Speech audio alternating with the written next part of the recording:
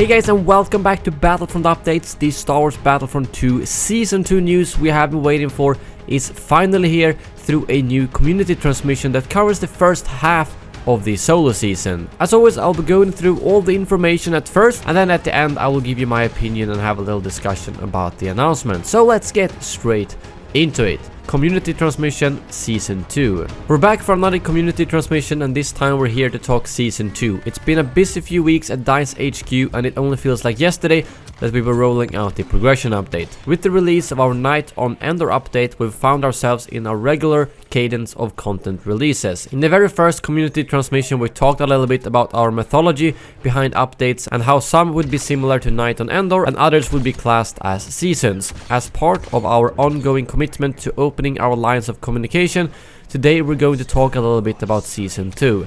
Did we mention it's coming out next week on May 16th, which again is exactly 1 week from now, next Wednesday. The Han Solo season. As the season progresses, you'll find yourself completing challenges and seasonal quests inspired by Han Solo's closest friendships and against some of his greatest rivals. The Han Solo season will be spread across 2 months, and we've got a lot of content to cover, so let's dive in. Coming in May, alongside the Han Solo season will be the release of a brand new game mode. Hero Showdown is similar to the much loved Heroes vs Villains game mode, but with a brand new rule set. In this 2 vs 2 game mode, players will begin the match by picking their heroes. Should you be defeated, you must put all your hope into your teammate and wait until the round is over. If your team is successful and wins the round, you're unable to use the heroes that you previously used. However, if your team loses the round, you're free to pick any available hero, including the ones you've just used. It's a best out of 5 situation, so the first 2 to win 3 rounds will claim victory. Think carefully about your pick. Strategy is everything in this mode. That sounds like a very interesting mode that's going to bring a lot more competitiveness into the actual game, both because it's only 2 on each team, but also because you only have 1 life and you can only use every hero once if you win the round. So I think that's going to be a lot less chaotic than Heroes vs Villains, but I'm still curious if the current hero mechanics are good enough for something like this. But next week we will find out. And then of course we have Starfighter Custom Arcade. Starfighter Custom Arcade is where you'll be able to become acquainted with all the starfighters in the game, take on AI and learn skills that will serve you well when you venture into Starfighter Assault, and take on some of the best pilots in the galaxy. We know that this is something a lot of our community have been requesting, so we're incredibly excited to confirm that it will be available as soon as Season 2 starts on May 16th. Jabbas Palace, located in the Dune Sea on Tatooine, this sandblasted metal and stone structure strikes fear into anyone that find themselves on the wrong side of Jabba the Hutt.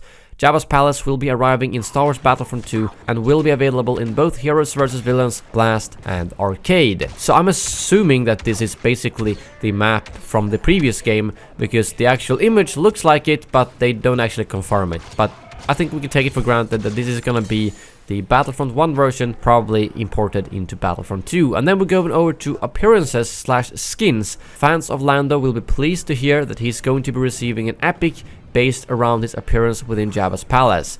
And this is a pretty cool skin. This is the kind of skins I think we all wanted. But if we move on to the next one, we have something very requested in the community, which is the first legendary appearance in Battlefront 2, and this legendary appearance will go to Leia and will be in the form of her iconic Boushh outfit from Star Wars Episode 6 Return of the Jedi. So as this is a legendary appearance, it's not only her look that is changed, but she will also have the speech scrambler to speak Jabbas, which is apparently the language that we hear in the movie. And I think these are the kind of skins that we have all been waiting for. I'm just hoping they can provide us with more of these on a monthly basis, because I will gladly pay for both that Lando and Leia skin, especially the Lando skin actually, because I use Lando a lot and I unfortunately don't use Leia very much. But he then goes on to say that we've got more appearances planned, so spend your time wisely and make sure you're doing your daily challenges to save up your credits. June is going to be quiet ...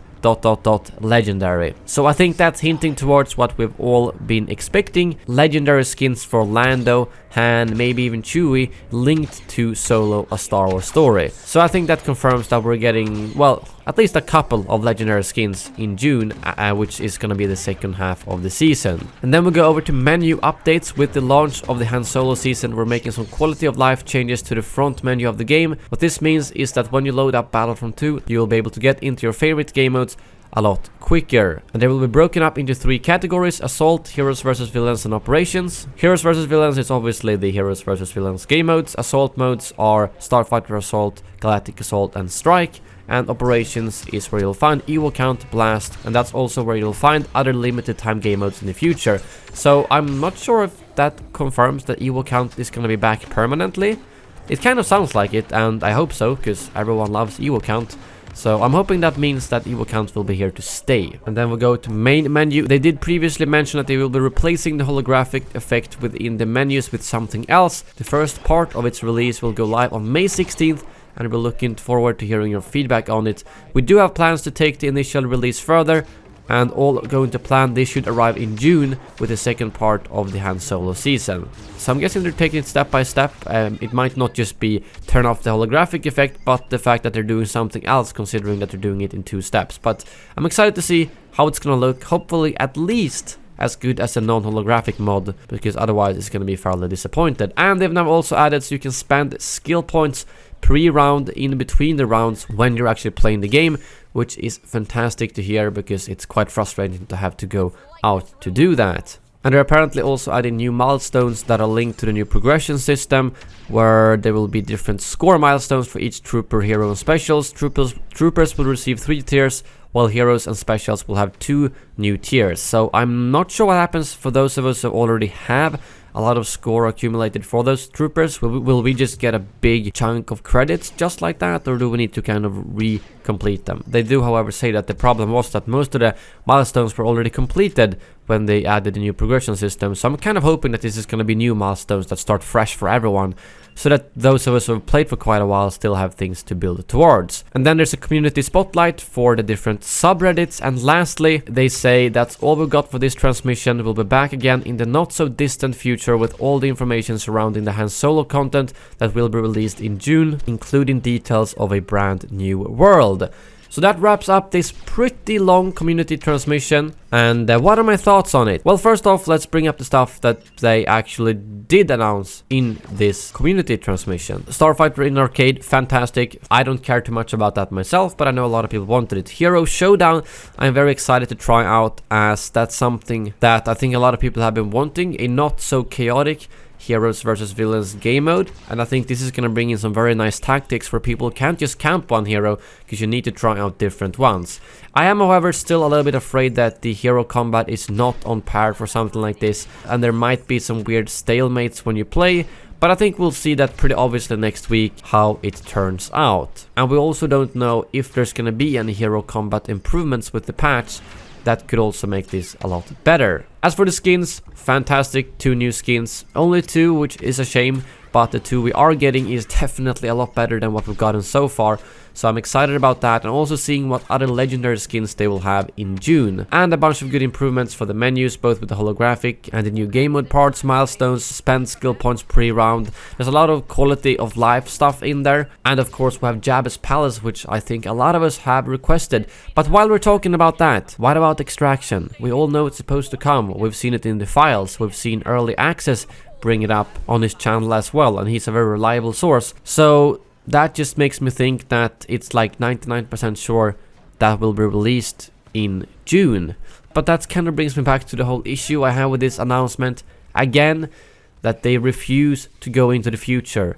All these reveals is what we're getting next week, basically, and in May. But they don't even give us the second half of the solo season. I really wish they would just go out and tell us. It's so frustrating to see them holding it back all the time, because the content in this month is good. I'm gonna have a lot of fun with this, that's for sure. But especially when it's things that the community knows are coming. It's one thing if it's, oh, a surprise thing, sure, keep it. But there's so many things we've seen that are coming through different sources, and it's still being treated like it's not there, which I find to be quite frustrating. But my realistic guess for this is that they want to save as much as possible for EA Play, because what we know is coming next month now is, well, Extraction isn't officially confirmed, but I'm gonna bring it up anyways, because it's been in the files, it's been from leaks and so on. So Extraction, but at the end here they also mentioned including details of a brand new world. So that, I'm assuming, refers to a new map or maps, possibly based off some world in the Solo movie. I don't really know which planets that are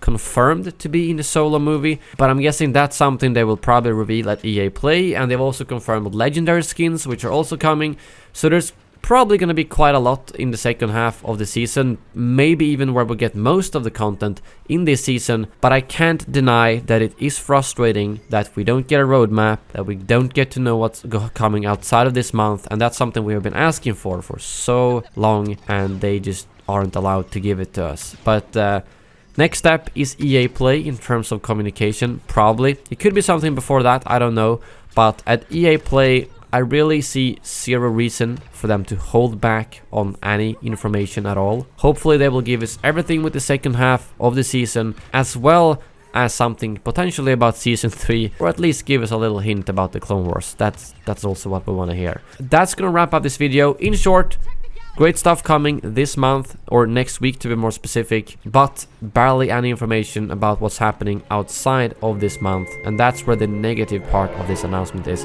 in my personal opinion. But please let me know in the comments below what you guys think. Thank you very much for watching, and as always, may the Force be with you.